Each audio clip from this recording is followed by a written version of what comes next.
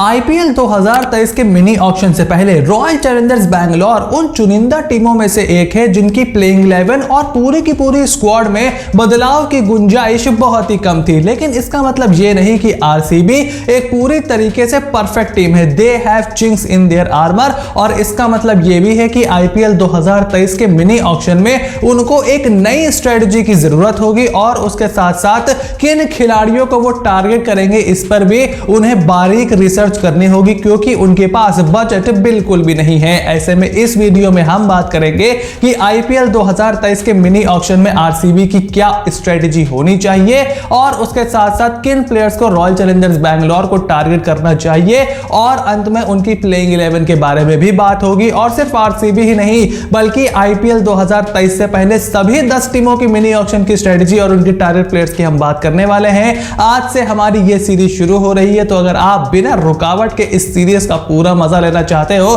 Then make sure you click on the subscribe button, press the bell notification, become part of the family, क्योंकि इस तरीके की insightful और analytical series आपको IPL के mini auction पे किसी भी प्लेटफॉर्म पर देखने को नहीं मिलेगी। So without further delay let's begin with the video. जैसे कि हमने आरसीबी का जो रिटेंशन रिव्यू किया था उसमें उनके रिलीज खिलाड़ियों को अगर हम नजर डालें तो यहां पर जेसन बेहरेनडॉर्फ को ट्रेड करने के बाद अनीश्वर गौतम, चामा मिलिंद और शरफेन रदरफोर्ड जैसे खिलाड़ियों को उन्होंने रिलीज कर दिया था। और इन खिलाड़ियों को रिलीज करने के बाद बहुत ज्यादा बजट आरसीबी का फ्री नहीं हो पाया था। पहले खबर आ रही थी कि अनुज रावत को भी वो रिलीज कर सकते हैं, उसके बाद एक आधा प्लेयर को वो और रिलीज कर सकते हैं, लेकिन ये खिलाड़ी भी बहुत ज्यादा एक्सपेंसिव नहीं थे जो आरसीबी का बजट बहुत ज्यादा बढ़ा ले। और अगर आप उनके रिटेन प्लेयर्स को देखो तो आप उनकी जो प्लेइंग 11 है वो इन्हीं खिलाड़ियों से बना सकते हो। उसमें Faf du Plessis, Virat Kohli, Patidar, Karthik, Finn Allen, Anuj Rawat, 2 युवा खिलाड़ी हैं, मैक्सवेल, हसरंगा, शाहबाज, हर्षल पटेल, मोहम्मद सिराज, हेजलवुड, ये सारे ही खिलाड़ियों को रॉयल चैलेंजर्स बैंगलोर ने अपनी टीम में रिटेन रखा है। ऐसे में इनके पास बजट भी बहुत कम है, लेकिन उसके अलावा इनके पास कुछ परेशानियां हैं जो इनको पूरी करनी है, जिनका हल इन्हें मिनी ऑक्शन में ढूंढना है। और मिनी ऑक्शन में जाते हुए रॉयल चैलेंजर्स बैंगलोर की 4 बड़ी रिक्वायरमेंट है जिन्हें पूरी करने की स्ट्रेटजी रॉयल चैलेंजर्स बैंगलोर को जल्द से जल्द बनानी होगी, और इसके लिए इनके पास गुंजाइश बहुत ही कम है। आरसीबी की अगर हम रिक्वायरमेंट्स पर नजर डालें तो यहां पर left hand middle order batsman उनको चाहिए, उसके बाद एक पावर हिटर फिनिशर की भी उन्हें दरकार है, back of length pace bowler उन्हें चाहिए, हेजलवुड का बैकअप, और एक चौथा फास्ट बॉलर उन्हें शामिल करना है इन देयर प्लेइंग 11, जो कि एक बहुत ही मुश्किल टास्क है। और रॉयल चैलेंजर्स बैंगलोर की जो ये परेशानी थी ये पिछले साल भी रही थी। अगर इसमें लेफ्ट हैंड बैट्समैन से हम शुरू करें तो उन्होंने पिछले साल महिपाल लोमरोर को ट्राई किया था मिडिल ऑर्डर में, उसके बाद वो राइट हैंडर सुयश प्रभुदेसाई की तरफ भी गए थे, लेकिन एक बहुत ही रिलायबल ऑप्शन आरसीबी पाने में कामयाब नहीं रही थी। ऐसे में इस मिनी ऑक्शन में उन्हें स्काउटिंग करके लानी होगी कोई एक ऐसा मिडिल ऑर्डर बैट्समैन जो कि स्पिन को भी अच्छा खेलता हो, और चूंकि वो नंबर 5 पर खेलेगा तो वो ठीक ठाक पेस हिटिंग भी कर सकता हो। हालांकि शाहबाज अहमद उनके पास प्लेइंग 11 में है, लेकिन नंबर 5 मेरे हिसाब से उनके लिए थोड़ा सा हायर अप द ऑर्डर हो जाएगा। और ग्लेन मैक्सवेल की इंजरी को देखते हुए उनकी फिटनेस किस तरीके की रहेगी, फॉर्म किस तरीके की रहेगी, इसके लिए भी आरसीबी को एक लेफ्ट हैंड बैट्समैन अपनी टीम में शामिल करना होगा। वहीं उसके बाद अगर पावर हिटर फिनिशर की बात करें तो आप में से बहुत से लोग बोलोगे कि ऑलरेडी इनके पास दिनेश कार्तिक है तो इन्हें एक पावर हिटर की जरूरत क्यों है। देखिए, Dinesh Karthik form has been waning from last 3 to 4 months, और आईपीएल 2022 के बाद जब से वो भारतीय टीम में आए हैं, एक साउथ अफ्रीका के खिलाफ सीरीज में उन्होंने एक अच्छी इनिंग खेली थी, लेकिन उसके बाद the numbers have been very very poor in the T20 format. और वर्ल्ड कप में हमने देखा कि टीम इंडिया की मैनेजमेंट भी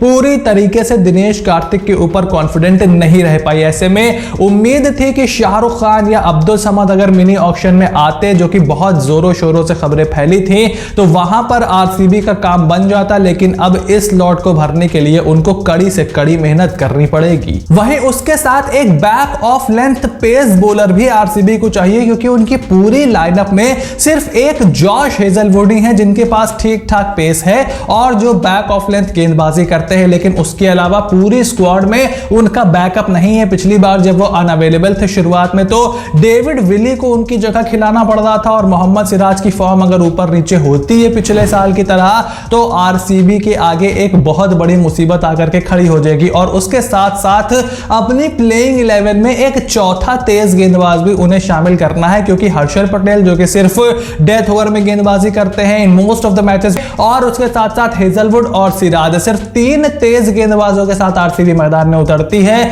जो कि एक बहुत ही रिलायबल ऑप्शन नहीं है। आपको 8 ओवर स्पिन से फेंकाने ही पड़ते हैं, कंडीशंस चाहे जैसी भी हो, मैदान चाहे बड़ा हो चाहे छोटा हो, और उसके साथ साथ अगर किसी तेज गेंदबाज का दिन खराब होता है तो रॉयल चैलेंजर्स बैंगलोर का दिन भी खराब हो जाता है। ऐसे में ये 4 रिक्वायरमेंट्स हैं जो आरसीबी को इस मिनी ऑक्शन में पूरी करनी होंगी। ऐसे में वो कौन से प्लेयर हैं जो रॉयल चैलेंजर्स बैंगलोर की इस परेशानी को दूर कर सकते हैं, उन्हें जल्द से जल्द आइडेंटिफाई करना होगा और अपने बहुत ही लिमिटेड बजट में उन्हें टारगेट करना होगा, जो कि आसान बिल्कुल भी नहीं होने वाला। वहीं इन रिक्वायरमेंट्स के हिसाब से अगर आरसीबी के टारगेट प्लेयर्स पर निगाह डालें तो यहां पर रोमारियो शेफर्ड के साथ Najibullah Zadran, Jason holder, Adam मिल और संदीप शर्मा को रॉयल चैलेंजर्स बैंगलोर टारगेट कर सकती है in the mini auction of 2023। अब जेसन होल्डर और रोमारियो शेफर्ड, मैं जो बात कर रहा हूं कि आपको एक ऑलराउंडर चाहिए, एक फास्ट बॉलिंग ऑलराउंडर चाहिए, साथ ही साथ आपको थोड़ा सा